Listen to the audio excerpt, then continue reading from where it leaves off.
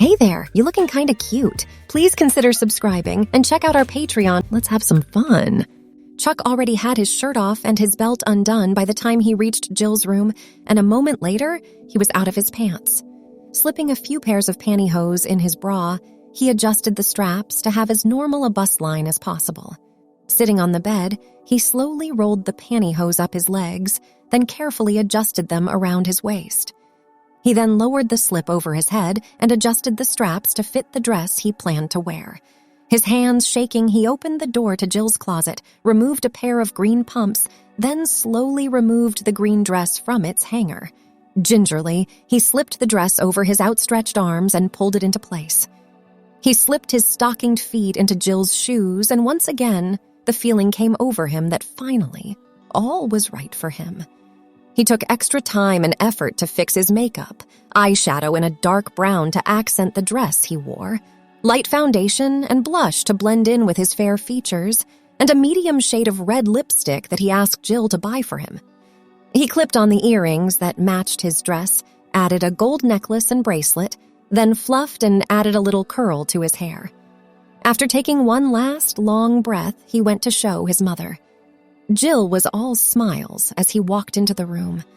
His mother had a slight smile that broadened as Chuck got closer to her. "You've had a lot of practice, I see." "I guess you could say that," Chuck replied shyly. "What do you think?" "I think you've been wasting your time on sports. You're pretty enough to be a cheerleader." "Thanks, Mom. It really means a lot to have you understand."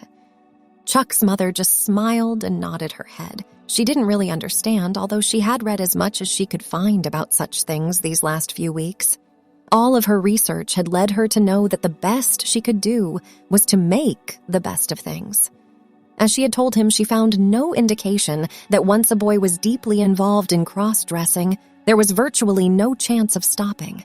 In an effort to keep him from slipping away from her, she would do her best to accept that her son had an uncontrollable urge to dress like a girl. She wasn't sure how it would work out, but if he was going to dress like a girl, she'd help him to be as feminine as possible. No one would ever know that the attractive young woman in the Cinderella costume was a boy. "You look very pretty in that dress, Chuck, but why don't you put on something more casual and we can talk about what's going on?" Chuck gave his mother a quick kiss on the cheek, then went to get changed, carefully removing the outfit he had on before choosing another. In a few minutes, he was back with his mother and sister.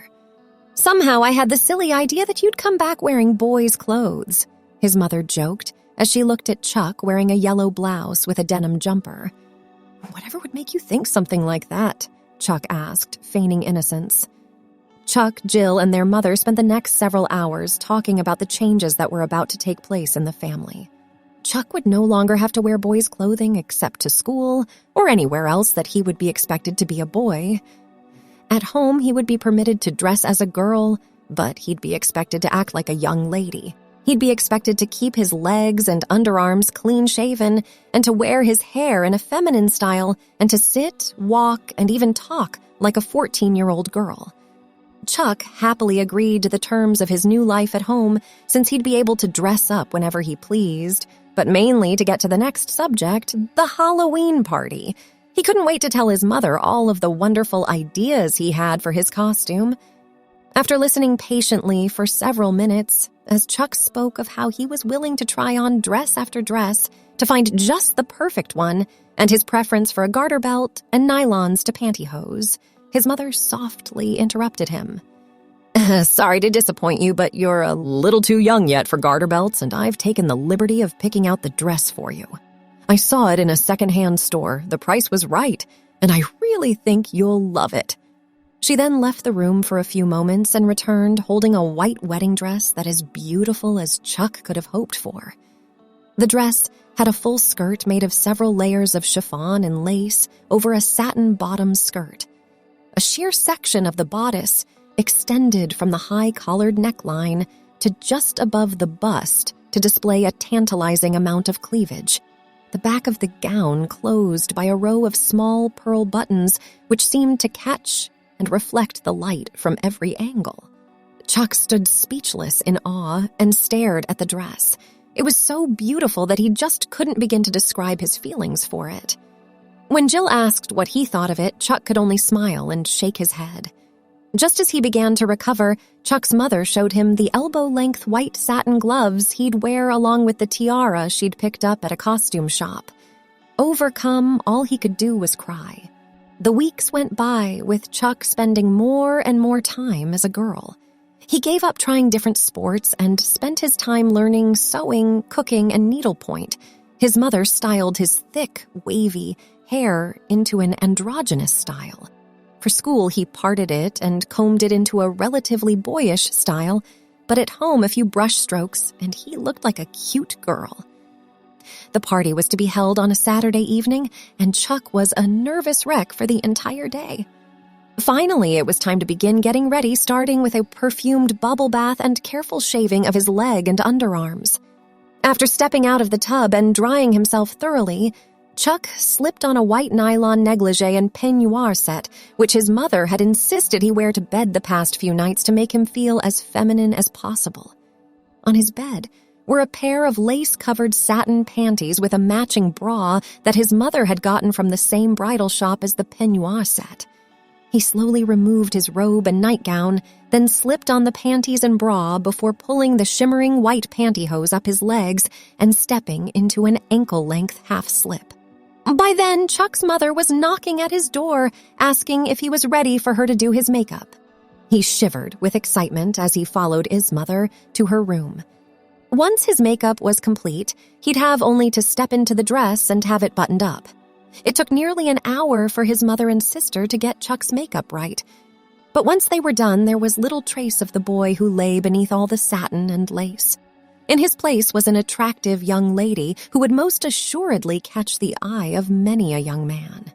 Delicate pearl earrings were carefully clipped in place, while a pearl necklace was fastened around his neck.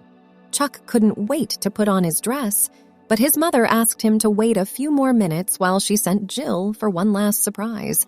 Jill returned holding a shoulder-length brunette wig that ended in a cascade of loose curls.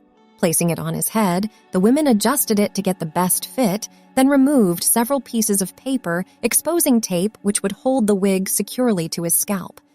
Once done with the wig, the tiara was settled on his head and clipped into place. Finally, it was time for his dress, and Chuck's nerves were completely on edge. Jill held his arm as he delicately stepped into the gown and allowed his mother to work it up to his waist, after which Jill worked the gown up further to allow him to place his arms into the sleeves. While his mother worked to fasten the dress in the back, Chuck slid the white gloves over his hands and up his arms. A few minutes later, the many pearl buttons were fastened, and Chuck was helped into a pair of sparkling, silver 3-inch high-heeled pumps, which he'd practiced in for the past few weeks. Finally, it was time for Cinderella to see how beautiful she looked for herself. The women removed a blanket, which had been slung over a full-length mirror, then stood back to watch their now strikingly lovely son and brother admire the beautiful young woman he'd become. Chuck was amazed at how well his mother and sister had turned him into a pretty young woman. The dress fit him perfectly, his makeup was flawless, and he felt like a princess. Tonight, he truly was Cinderella. The party was the most exciting time in Chuck's young life. His mother's friends never doubted that they were looking at a 16-year-old girl, nor did the many boys who sought after Chuck for dances and companionship. That night, he won first prize for his costume, but broke the hearts of the numerous boys who requested his phone number. He sweetly explained that he had just begun seriously dating a boy and didn't think it would be right to see other boys. The boys' mothers were impressed with the loyalty of the young woman, although his mother was finding it hard not to laugh. As a boy, Chuck couldn't seem to get a date if he paid for it. Now as a girl, he had more requests for dates than his sister. That night at home, Chuck recounted the thrill of the evening to Jill, who sat enthralled by his stories. After reluctantly changing out of his costume into his peignoir set, he tearfully thanked Jill for her help in showing him that he could indeed become the girl of his dreams. Seeing how happy Chuck was that night, his mother vowed that whatever it took, she'd keep him that way. There was the matter of a summer vacation coming up where a woman and 2 daughters could have a great time. After that, maybe a private school for her daughters? Thanks for watching. Be sure to check out Patreon for early access and exclusive content.